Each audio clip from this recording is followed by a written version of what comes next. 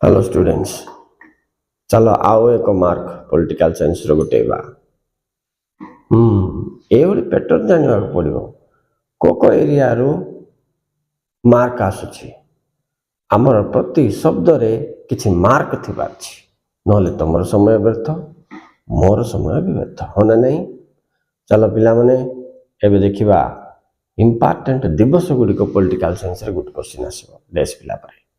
तो 5टा दिवस जानिबा 1 मार्क पाइजिबा। केते समय लागिबो 2 कि 3 मिनिट रो वीडियो ते हबो नुहे कि।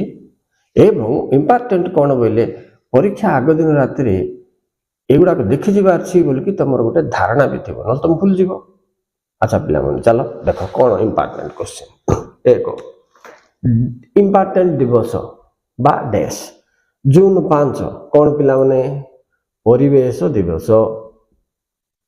परिवेश दिवस।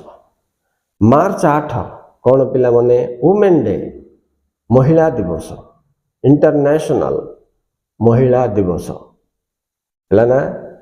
अक्टोबर 24 कौन पिला माने बहुत इंपोर्टेंट यूएन डे मिलित जातिसंघ दिवस नहीं कि। वुमेन डे इटा हला एनवायरमेंटल डे, इटा हला यूएन डे। यूएन डे इटा सब देख गत वर्ष ताग वर्ष पड़ची, इटा भी पड़ची पुणी आसीबो टले 3टा टोटाल गोटे आसीबो।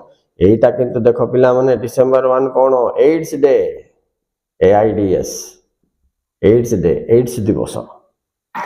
एटा भी देखो पिला माने अक्टोबर 17 विश्व दारिद्र्य निवारण दिवस। ठीक है,